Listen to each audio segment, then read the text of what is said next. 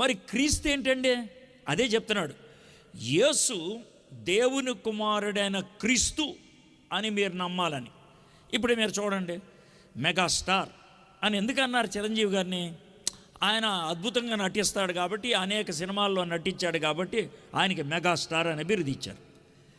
గాంధీ గారికి మహాత్మాని ఎందుకు ఇచ్చారు? భారతదేశం యొక్క ఈ స్వాతంత్ర పోరాటంలో ముందంజు వేశాడని ఆయనకి మహాత్మా అని బిరుదు ఇచ్చాడు. అదేవిధంగా యేసు అనేటువంటి ఈయనకి క్రీస్తు అనే బిరుదు ఇచ్చారు. సార్, క్రీస్తు అంటే ఏంటి సార్? క్రీస్తు అన్న బిరుదుకి అర్థం ఏంటి సార్? క్రీస్తు అంటే అక్కడి నుంచి వచ్చినవాడు, నేరుగా పరలోకం నుంచి వచ్చినవాడు, పరలోకానికి తీసుకెళ్ళగలిగేవాడు. అది క్రీస్తు అనే మాటకు అర్థం. అది ఏ భాష సార్? తెలుగు కాదు. అది తెలుగులో రాశారు కదా సార్, నేను ఏం చేయను, రాశారు. అది తెలుగు భాష కాదు, అందుకే మనకు అర్థం కావట్లేదు. మరి ఏ భాష సార్ అది? అది గ్రీకు భాష. గ్రీకు భాషలో అర్థం ఏంటంటే, ప్రత్యేకంగా పరలోకము నుంచి వచ్చిన వాడిని క్రీస్తు అంటారు. ప్రత్యేకమైనటువంటి వ్యక్తిగా పరలోకము నుంచి వచ్చిన వాడిని క్రీస్తు అంటారు. అయ్యా, ఈ యేసు అనేవాడు ఉన్నాడే, ఆయన మామూలోడు కాదు, పరలోకం నుంచి వచ్చినవాడు, ఆయన క్రీస్తు. అవునా? సరే, నువ్వు అన్నట్లు ఆయన క్రీస్తే అనుకుందాం. ఆయన క్రీస్తు అని నమ్మితే నాకు వచ్చేదేంటి? నమ్మితే నాకు వచ్చేదేంటయ్యా? ఇక్కడ రాసిన మాట, యేసు దేవుని కుమారుడైన క్రీస్తు అని మీరు నమ్మునట్లును, నమ్మి ఆయన నామమందు జీవం పొందినట్లు ఇవి వ్రాయబడను. నమ్మితే మీకు జీవం వస్తుంది. అంటే పరలోకము నుంచి ఇక్కడికి జీవాన్ని తెచ్చినటువంటి వాడు. అది ఆయన చేసిన పని. ఇప్పుడు ఇక్కడ లైట్లు వెలుగుతున్నాయి కదా, ఈ లైట్ ఎందుకు వెలుగుతుంది? కరెంట్ ఉంది కాబట్టి. కరెంట్ ఎలా వచ్చింది? దానికి వైరు ద్వారా వచ్చింది కరెంట్. కింద నుంచి వైర్ వెళ్తుందిగా, పైకి నల్లదే. ఆ వైరు ద్వారా కరెంట్ వెళ్తుంది. కరెంటు మన దగ్గరికి రావాలంటే వైర్ ఉండాలి. కరెంటు మన దగ్గర రావాలంటే వైర్ ఉండాలి. మీకు అన్నం ఇవ్వాలంటే దేంట్లో పెట్టేవాళ్ళు? నేను ప్లేట్లో పెట్టేవాళ్ళు. అన్నం నా దగ్గరికి రావాలంటే ప్లేట్ ఉండాలి.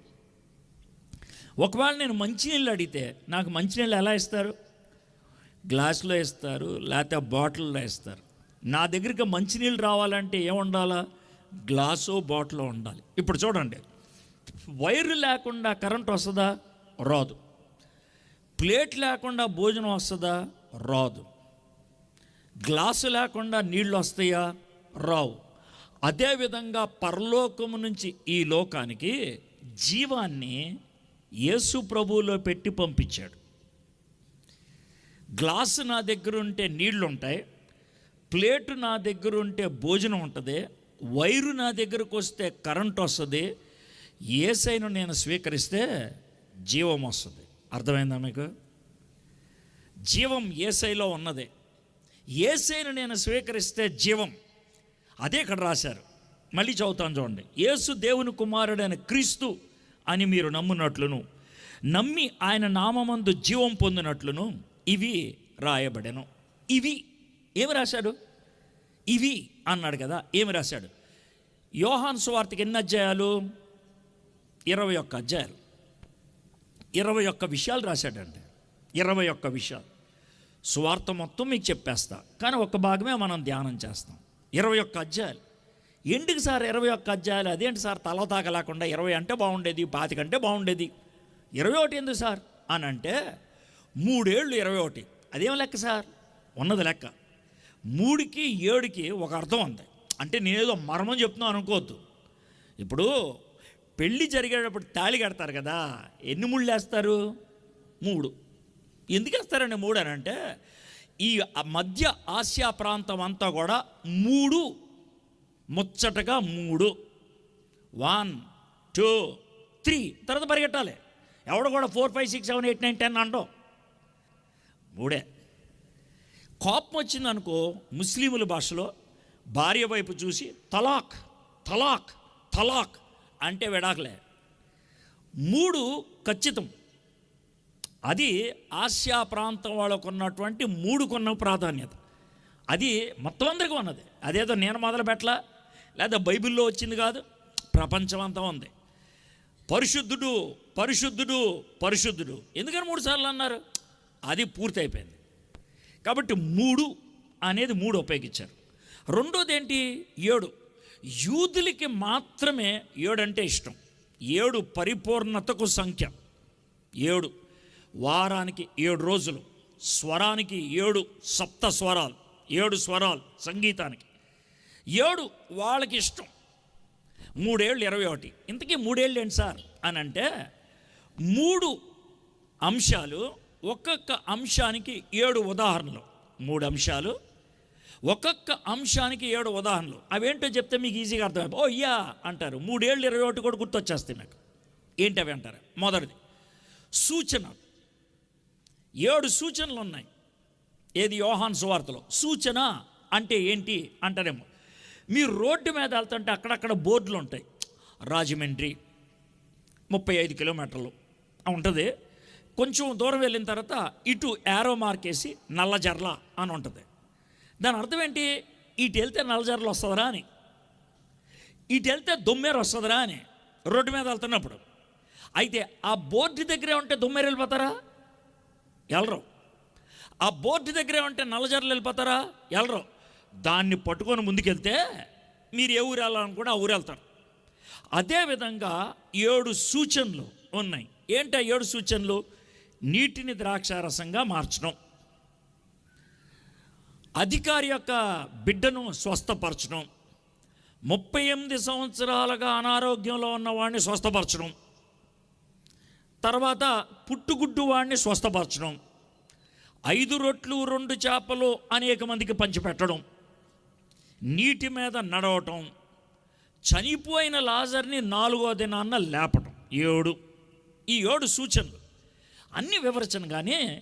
ఒకటి 2 వివరిస్తాను. సూచన అనేది ఎక్కడ దాకా వెళ్తుంది అనేది.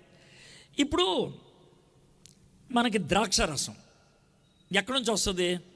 ద్రాక్షారసం వచ్చేది ద్రాక్షకాయల నుంచి.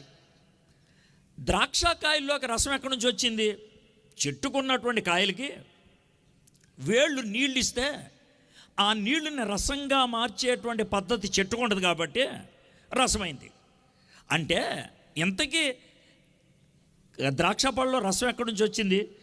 వేళ్ళు నీళ్లు భూమిలోంచి లాగి ఆ నీళ్లు కాయకి పంపిస్తే ఆ కాయ దాన్ని రసాన్ని చేసి ఆ రసాన్ని కాయగా మనకిస్తే ఆ కాయను కోసి దాన్ని బాగా చితక్ కొడితే దాంట్లో ఉన్న రసం బయటకు వస్తే దాన్ని పులిసేటట్లు చేస్తే మనకు వచ్చింది ద్రాక్షారసం. అంటే నీళ్లు నుంచేగా వచ్చింది ద్రాక్షారసం. అయితే మామూలుగా చెట్టులో ద్రాక్షారసం రావాలంటే నీళ్లు ద్రాక్షారసం అవ్వడానికి 15 ఏళ్ళు పట్టొచ్చు, 15 ఏళ్ళు.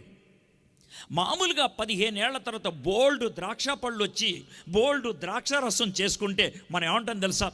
దేవుడు చాలా మంచోడండి, నాకు బోల్డ్ దిగుబడి ఇచ్చాడు అంటారు. కాబట్టి ద్రాక్షారసాన్ని ఎవరిచ్చినట్లు? దేవుడే. ఇక్కడ దాకా అర్థమైంది. అయితే యేసుప్రభు వారు ఏం చేశారంటే ఆయనకి నీళ్ళు ఇస్తే ఆయనకి ఒక్క క్షణంలో నీళ్ళని ద్రాక్షారసం చేశాడు.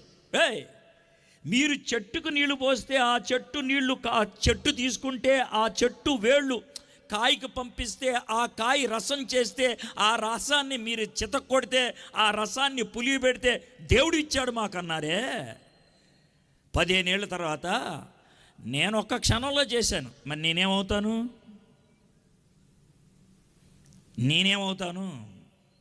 ఇది సూచన అంటే. కొంచెం ముందుకెళ్ళి ఆలోచించాలి, మీకు అర్థమయ్యే భాషలో చెప్పా. రెండోది ఉదాహరణ చెప్తాను. ఇప్పుడు మనం గోధుమ విత్తనం వేసాం, ఏం చెట్టు వస్తుంది? గోధుమ చెట్టు. వరి విత్తనం వేసాం, ఏమొస్తుంది? వరి మొక్క. ఈ వరి మొక్క నాటామనుకోండి, ఓ మొక్క వస్తుంది. దానికి ఏమొస్తుంది? ఒక కంకి వస్తుంది పైన. ఆ కంకిలో దగ్గర 1/2 కిలో వరి గింజలు ఉంటాయి, లేకపోతే గోధుమ గింజలు ఉంటాయి. మీరు అలా కాకుండా ఒక వరి గింజ వేస్తే ఒక కంకి వచ్చి దానికి ఒకటే వరి గింజ వచ్చింది అనుకోండి, మనం చపాతీలు చేసుకోగలమా? అన్నం వండుకోగలమా? దేవుడు చేసే పని ఏంటంటే విత్తనాలు వేస్తే, ఒక్క విత్తనం వేస్తే బోల్డ్ విత్తనాలు వచ్చేటట్లు చేయటం, అది దేవుడు చేసే పని. దాన్నే దిగుబడి అంటాం. అయితే ఇక్కడికి ఈయన ఏం చేశారు? ఈయనకో రొట్టె ఇచ్చారు. ఈ రొట్టెని ఇలా పట్టుకొని ప్రార్థన చేసి ఇరిచి అందరికీ పంచి పెడితే తన చేతిలో రొట్లు అలా అలా అలా అలా పెరిగిపోయాయి. ఒక విత్తనాన్ని అనేక విత్తనాలుగా చేసేది దేవుడైతే ఒక రొట్టెను అనేక రొట్లుగా చేశాను నేను. మరి నన్ను ఏమంటారు? ఇవి 7 సూచనలు అండి. 7 సూచనలు. మొదటిది. రెండోది ఏంటి అని అంటే, ప్రతి సూచన తర్వాత యేసుప్రభు వారు ఆ సూచనకు తగినట్లుగా ఒక మన భాషలో చెప్పాలంటే ఒక పంచ్ డైలాగ్ వేశాడు. మన భాషలో ఒక పంచ్ డైలాగ్. ఆ పంచ్ డైలాగ్ అలాంటిది కాదు. ఆ పంచ్ డైలాగ్ ప్రజలకి దిమ్మ దిగేటట్లు మాట్లాడాడు. అరే ఇదేంట్రా ఎట్లా మాట్లాడుతున్నాడు అని అన్నాడు. అంటే ఎలాంటి పంచ్ డైలాగ్ వేశాడంటే, ఏయ్ మీరు నీళ్లు తాగితే మళ్ళీ దాహం వేస్తుంది చెప్పాలేటే. హలో, అలా కాదు.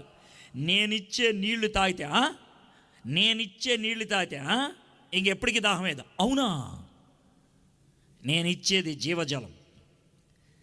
మీరు రొట్టె తింటే మళ్ళీ ఆకలి, మా తెలుసు. కానీ నేనిచ్చే రొట్టె తింటే మళ్ళీ ఆకలేదు. మీ అందరూ తెలుసు చస్తే మీరు బాధ పెడతారని, కానీ నేను చచ్చిపోయిన వాడిని లేపగలను. పునరుద్ధానము నేనే. ఎవడు మాట్లాడండి ఈ డైలాగ్లో? 7 సార్లు ఆ విధంగా పంచ్ మాటలు అన్నాడు. 7 సార్లు.